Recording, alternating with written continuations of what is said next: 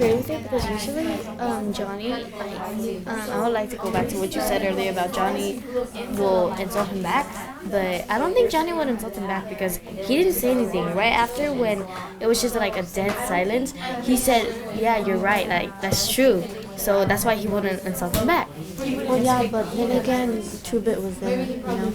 Johnny was like, he was kind of in shock. Then, you know, I think something would have happened. What do you think, Jasmine? I wanted to go back to what you said that Johnny probably wouldn't say anything back. So I feel like that would just like add on to Pony Boy just not saying anything more because he's all like, oh, because you know how they say he's kind of like the pet. It's kind of like Collaborative learning, I like to use it in my classroom in various settings. So for this particular lesson, students are reading The Outsiders by S.C. Hinton, and it deals a lot of with adolescent issues. It's important when you're doing collaborative learning to have a highly engaging topic. The Outsiders, it's one of the most popular books. Students love to read The Outsiders. And the way I do it is I like to add nonfiction text to that. And so they're still engaged and they're still interested in The Outsiders, and they're making connections now to outside sources. So they're still getting that rigorous understanding and level of learning. Thank you, 3, 2, 1. Sounds like the discussion's over. Raise your hand really quick, a volunteer, if you can tell me how this connects to The Outsiders, just based on what you've read so far. Michael? This connects to The Outsiders because the Greasers are a group that shares similarities, and that's what clicks on. Okay, good, and thank you for using complete sentences. Perfect. Go ahead and continue reading with your partner. Your time starts now. So in the beginning of the year, I set the stage for collaborative learning by really reviewing what it is that I expect from them in a collaborative learning setting. So the first thing we do is we practice our transitions. So transitions are very important, especially in collaborative learning where students are really taking ownership of their learning. So we practice transitions, then we practice the use of academic sentence stems.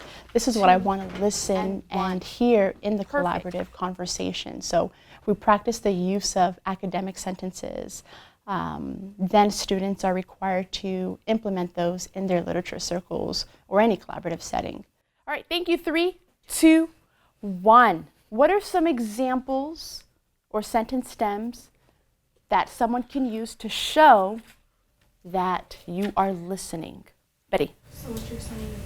So what you're saying is, repeat after me. So what you're saying is. So what you're saying is. So what you're saying is. So what you're saying is. Okay, and then you can repeat the information back to the speaker.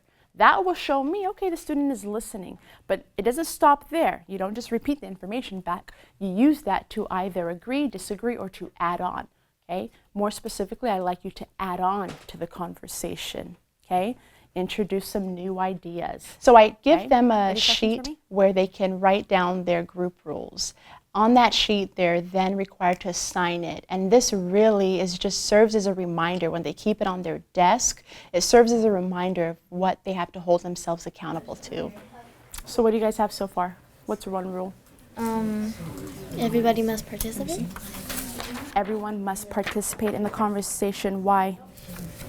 So nobody will get like off task, and it's not going to be fair to all the other groups if like only that person is not talking and all the other one is. No interrupting. So how can you prevent each other from interrupting? Yes? Yes. Right, the cue, the signals that we practiced, right? So try it, practice it. Good? All right. Stay on task, on topic. What do you mean? So students were participating in literature circles where they all have different roles. And they prepare for their roles, and eventually we have our actual literature circle where they discuss the text. Yeah, in the book it said that when he was having his like meltdown, when he was just like everything is so unfair for us, and he was listing off for all his friends like how Soda had to drop out of school to support them. It said that Derry was going gray early, so he's probably like stressing and overworking himself and growing up just growing up too fast. Yeah, that's like Derry, because he doesn't smile anymore because he has like a lot of things in his hands, like problems, fights, the gang, Johnny. But I think we should really recognize how important the whole yelling at Soda thing is. because he never yells. Oh yeah, I agree with you. Well, he yells, but not at Soda because they're like really close. Because it says that in the book that he turned on him, and I was surprised when I read that because, like, he never yelled at Soda. Nobody almost yells at, like, actually nobody yells at Soda at all.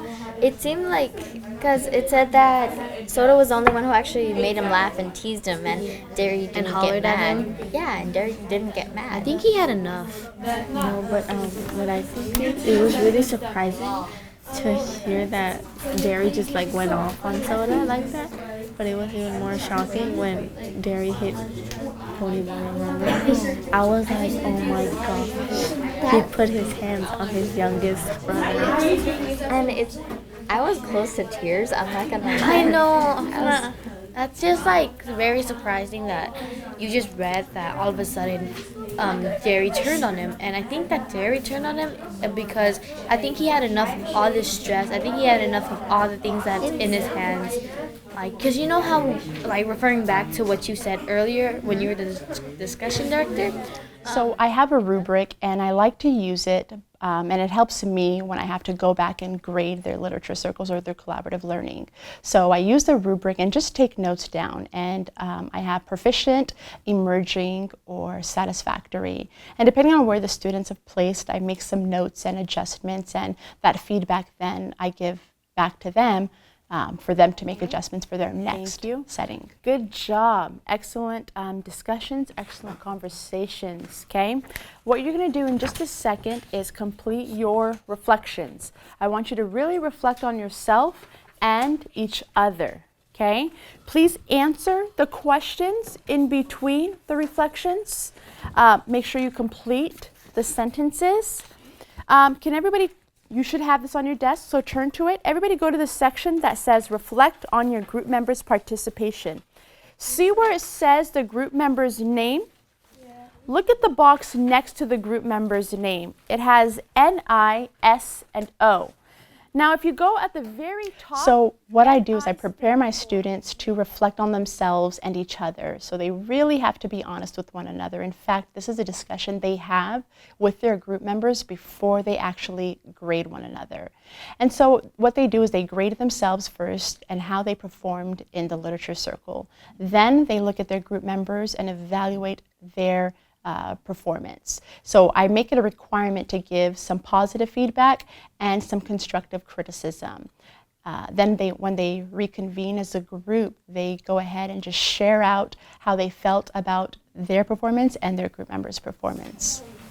From my perspective, I think that we should probably kind of approach it like... Be honest. Yeah, like basically be honest and, be out there. I don't really know how I'm gonna like grade myself because I'm really bad at judging myself. Yeah, I am too. Yeah, like in my opinion, I think like you are outstanding. Yeah, you add up the conversation, you build on it, you like extend it till like the end. Break. Yeah.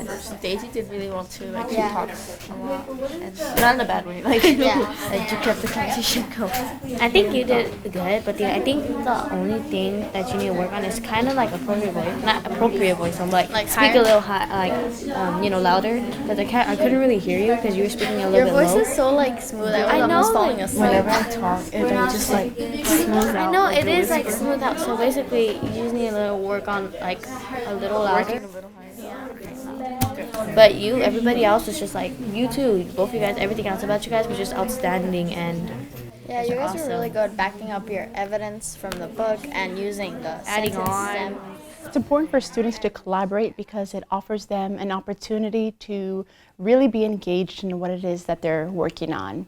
Collaborative learning is really important for Common Core. Common Core asks that students are prepared for colleges and jobs, and so collaborative learning really gives kids that experience to work with one another, learn from each other, and bounce ideas off of each other. And so in a collaborative learning setting, students are getting those skills that they need for college and high school and just in life.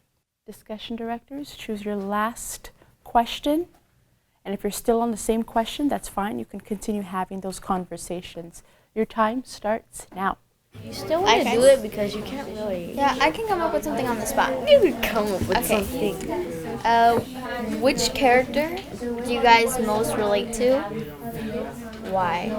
I think, I don't know, to be honest. I'm being honest. I really do not know who I relate to. Or, I think she relates to Soda Pop. Yeah. You're always in a happy mood. And you always, like, yeah. Oh. You're always in a happy mood, just like Soda Pop. You always make everybody laugh. You always. I like making people laugh. It's fun. I know it is. So, yeah, I think that's why you relate to Soda Pop.